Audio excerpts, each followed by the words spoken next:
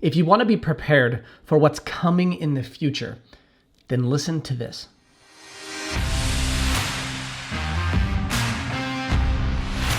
How do you stay ready for a future you can't know? Well, being prepared has nothing to do with predicting. No one can predict everything that's going to happen. No one can even predict most of the things that are going to happen. We just don't have this capacity. If you did have the capacity to accurately predict even a small portion of the things that are going to happen, you would be able to utilize that skill set to significantly and profoundly change our world and make yourself incredibly wealthy in the process. But you don't have that skill.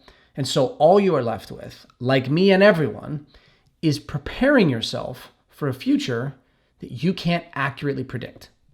Since you can't predict, then you need to prepare for change, disruption, volatility, differences, the unpredictable.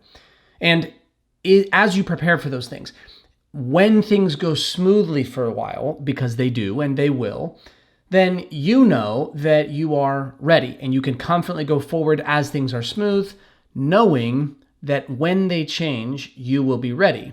Because eventually, everything does change. What goes up must come down, and as things go down, they eventually come back up again. Nothing stays the same forever. Nothing stays constant. Everything is in a constant state of shifting and changing. Sometimes it's better for us, and sometimes it's worse. We just don't know when those things are coming. We just know that they're coming. When things start to change, for better or for worse, and you have prepared yourself, even though you don't exactly know what's coming, you feel less surprise and more secure. You feel less anxiety and fear, and you feel more confidence. Not because you know what's coming, but because you know you are ready for whatever is coming. I want you to keep this in mind.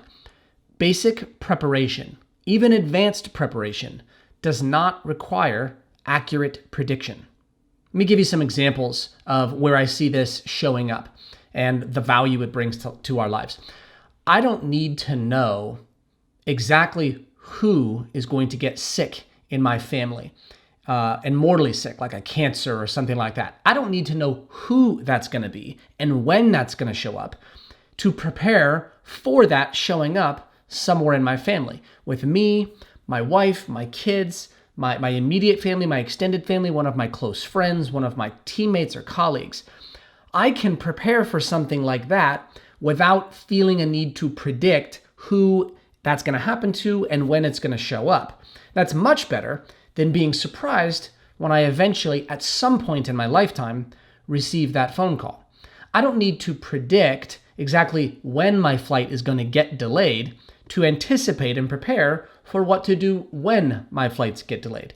I don't need to predict and anticipate exactly when the market and economy is going to go up or when the market and economy is going to go down to know that the economy will go up and down in significantly impactful ways many times over the course of my life. I don't need to predict when I might run out of money or when I might come into a ton of money that completely changes the dynamics of my life to prepare for what I will do if I run out of money and if I come into more money than I ever imagined that I would have. It's not about predicting. It's about preparing for certain eventualities as well as certain potentials. No matter what's happening now, change is always waiting in the wings, preparing itself to take center stage. Prepare yourself too.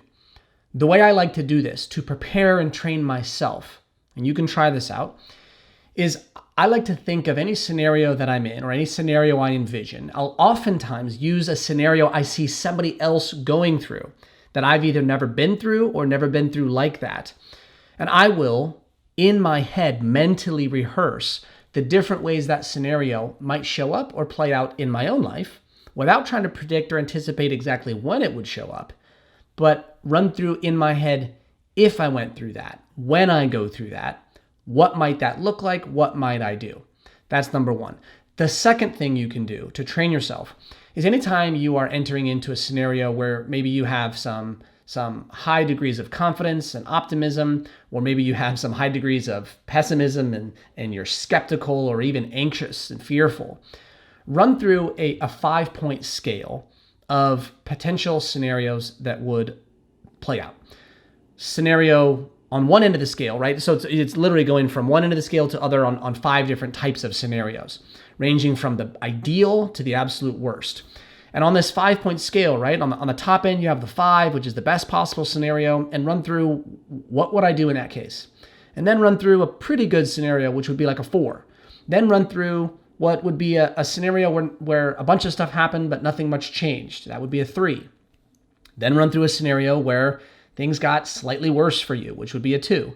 And then run through a scenario where things got much worse for you, and that would be a 1.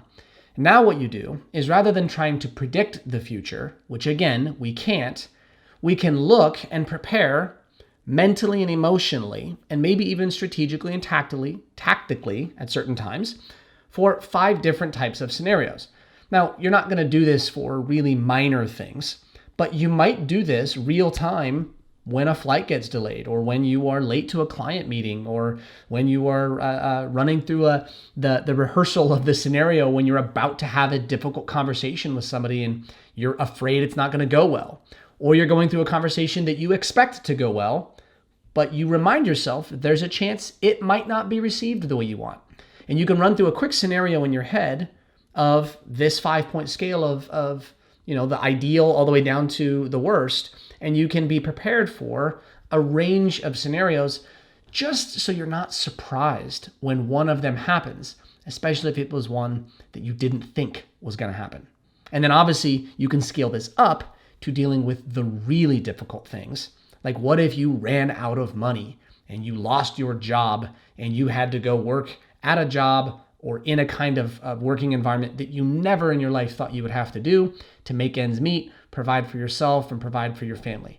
Run through that scenario in your head so that there's not a fear and a surprise if by some small percentage stroke of luck in the world you find yourself facing that. You will have at least run through it in your mind and said, you know what? Here's what I would do, here's how I will do it, and here's how I will climb out of that, so that at least you can attack that with confidence and never be in fear of ending up in that spot, because you already know you'd be okay if you did end up there. Remember, change is always waiting in the wings to take center stage. Appreciate what you have, appreciate where you are, whether it's in a good spot or it's in a not so good spot. You are here. And from there, things are going to change. Prepare yourself even when you can't predict. Everything is training for something. Do the work.